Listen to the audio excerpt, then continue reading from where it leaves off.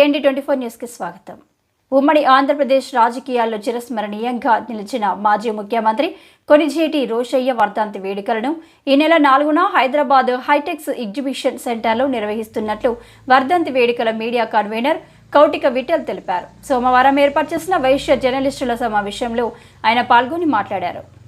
రోశయ్య వర్ధంతి వేడుకలను చాలా గొప్పగా ఘనంగా చేసేందుకు ఆలోచన చేయడంతో మన వైశ్యుల నుంచి మంచి స్పందన వస్తుందన్నారు. దాదాపు రాష్ట్ర వ్యాప్తంగా 100 బస్సుల ద్వారా ఆర్య వైశ్యులు వచ్చేందుకు సిద్ధమవుతున్నారని తెలిపారు. ఈ కార్యక్రమానికి రాష్ట్ర ముఖ్యమంత్రి రేవంత్ రెడ్డి, డిప్యూటీ సీఎం బట్టి విక్రమార్కతో పాటు మంత్రులు కోమటిరెడ్డి వెంకటరెడ్డి, ఇతర నాయకులు హాజరు కానున్నట్లు తెలిపారు. ఈ వర్ధంతి వేడుకలను విజయవంతం చేసేందుకు ఆర్య వైశ్యులంతా కలిసి కట్టుగా పనిచేయాలని అన్నారు. రోశయ్య తాను పనిచేసిన అంతకాలం ప్రజల కోసమే, వారికి ఏదో చేయాలన్న తపనతో పనిచేశారని గుర్తు చేశారు. అలాంటి మహానుభావునికి సేవలను స్మరించుకునేందుకు నిర్వహించుకునే వర్ధంతి వేడుకల్లో ప్రతి ఒక్కరూ పాల్గొనాలన్నారు. ముఖ్యంగా ఈ కార్యక్రమాన్ని విజయవంతం చేయడంలో ఆర్యవైశ్య విలేకరులు ముఖ్య పాత్రను పోషించాలన్నారు. ఆర్యవైశ్యులమంతా ఆత్మీయంగా కలుసుకొని మహానుభావుడి రోశయ్య స్ఫూర్తిని పంచుకోవాల్సిన అవసరం ఉన్నదన్నారు. ప్రతి ఆర్యవైశ్యుడికి ఈ సమాచారం చేరేలాగా జర్నలిస్టులు సహకరించాలన్నారు. కోమటిరెడ్డి వెంకటరెడ్డి గారు మరి ఇతర కొంతమంది నాయకులు కూడా కన్సెంట్ ఇచ్చారు. అందరూ కూడా వచ్చే అవకాశమే ఈ సమావేశం ఏర్పాటు చేసుకున్నాం. వైశ్య విలేకరుల తరఫున నేను మరియు నా వెనకాల కొద్ది టీం, మన దాంట్లో ఉన్న టీమే, నేను పేర్లు చెప్పడం బాగుండేది.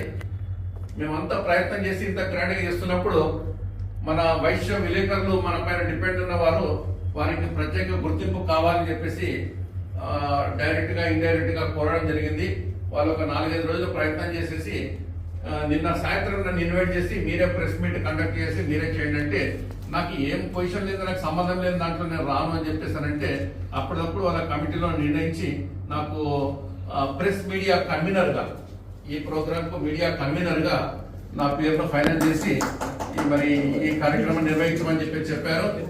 మరి నేను నిన్న సాయంత్రం నుండి మన వాళ్ళు ఎవరెవరు ఉన్నారు, ఇక్కడ ఎక్కడెక్కడ ఉన్నారు అనేది తెలుసుకుంటూ నాకు తోచినన్ని పేర్లు తయారు చేసుకున్నాను.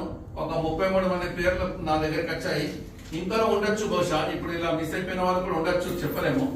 మరి ఇప్పుడు నాకున్న 33 మందికి మాత్రము నేను పర్సనల్ గా ఫోన్ చేయడం జరిగింది. అలాగే అందరికి కూడా నిన్న రాత్రి 12 గంటల లోపు నేను ఇన్విటేషన్ పంపించాను. మళ్ళీ ఇవాళ పొద్దున కూడా రిపీట్ గా ఇన్విటేషన్ పంపించాను. ఇప్పుడు కూడా ఇండివిజువల్ గా ఒక అరగంటను పెంచేసేసి 3 బదులుగా 3:30 అని చెప్పేసి మళ్ళీ పంపించాను. మరి దానికి కమ్యూనికేషన్ గ్యాప్ ఉండద్దన్న ఉద్దేశంతో నేను ఇవాళ ప్రెస్ మీట్ పేరు మీద మీ అందరికి కూడా ఒక ఇన్విటేషన్ ఇస్తాను. అలాగే పత్రికా ప్రకటన నేను తయారు చేసింది మీకు ఒక్కొక్కరికి ఇచ్చేసుకుంటూ పోతాను.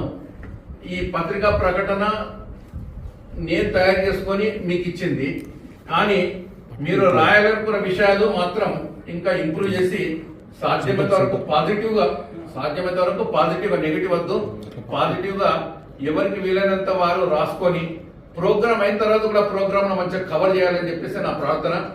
మరి మనందరికి కూడాను ఈరోజు ఇక్కడ కలుసుకునే అవకాశం కల్పించిన వారికి ఒకసారి ధన్యవాదాలు తెలుపుతూ, మరి నేను ఒక 2 ముక్కలు నేను రాసుకున్నది ఏంటంటే, ఆత్మీయంగా కలుసుకుందాం. మహాశయ రోశయ్య గారి 3వ వర్ధంతిని 4 డిసెంబర్ 2024 రోజున హైటెక్స్ హాల్ 4 నందు నిర్వహిస్తున్నారు. డీటెయిల్స్ అని మీకు ఇన్విటేషన్ ప్లేస్ కాపీ ఇస్తున్నాను. ఒక సదుద్దేశంతో ఏర్పాటు చేస్తున్న ఈ వర్ధంతి కార్యక్రమాలను మీరందరూ కూడా మీ పత్రికలను ప్రచురించి మహనీయుడు రోశయ్య గారిని మనమంతా గుర్తు చేసుకునేలా సహకరించగలరు. ఎందరో హితులు, సన్నిహితులు ఈ కార్యక్రమంలో పాల్గొని కార్యక్రమాన్ని విజయవంతం చేసుకునేలా సహకరించగలరు. ఆర్య వైశ్యులందరము ఆత్మీయంగా కలుసుకుందాము, ఆ మూర్తిని స్మరిద్దాము, ఆయన స్ఫూర్తిని పంచుకుందాము. భవదీయ కౌటిక విఠల్ మీడియా కోఆర్డినేటర్ గా మీ అందరికీ ఈ ఇన్విటేషన్ లో ఈ రిక్వెస్ట్ లెటర్ పెట్టాను. అలాగే నా దగ్గర ఉన్న ఒక చిన్న ప్రెస్ రిలీజ్ నేను అది చదివి వినిపిస్తాను. ఆ కాపీ అంతా కూడా నేను దీంట్లో ఇన్విటేషన్ లో పెట్టడం జరిగింది.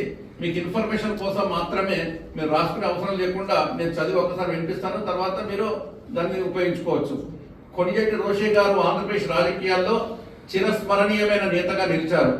ఆయన రాజకీయ ప్రస్థానం, నాయకత్వ శైలి మరియు సమాజం పట్ల సేవాభావం గురించి వివరంగా తెలుసుకుందాం.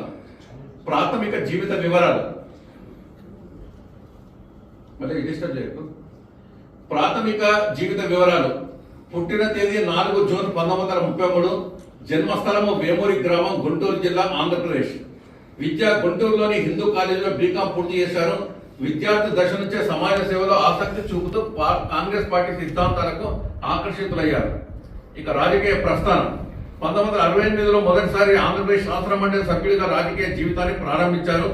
ఆయన ఆర్థిక, వాణిజ్య, ఆరోగ్య, విద్య, రవాణా, విద్యుత్ తదితర శాఖల మంత్రిగా వివిధ సందర్భాల్లో సేవలు అందించారు. ఆర్థిక మంత్రిగా 16 సార్లు బడ్జెట్ ప్రవేశపెట్టడం ద్వారా రికార్డు సాధించారు. ఈ సమయంలో ఆయన బడ్జెట్ ఆవిష్కరణలో స్పష్టత, సమర్థతకు ప్రసిద్ధి చెందారు. ప్రజల సమస్యలను శ్రద్ధగా వినే నైతికత కలిగిన నాయకుడిగా రోషయ్య గారు ప్రజాస్వామ్యాన్ని పటిష్టం చేశారు. ఇక ముఖ్యమంత్రిగా సేవలు 2009 నుంచి 2010 వరకు. 2009లో డాక్టర్ వైఎస్ రాజశేఖర రెడ్డి గారి హఠాత్ మరణం తర్వాత ఆంధ్రప్రదేశ్ ముఖ్యమంత్రిగా బాధ్యతలు స్వీకరించారు. ముఖ్యమంత్రిగా పనిచేసిన కాలంలో పదవి అత్యంత క్లిష్టమైన సమయంలో స్వీకరించడం, వాతావరణ మార్పులు, వరదలు, తుఫాన్ల వంటి సమస్యల్ని సమర్థవంతంగా ఎదుర్కొన్నారు. ఆర్థిక పరిస్థితులను మెరుగుపరిచే విధానాలు అమలు చేశారు.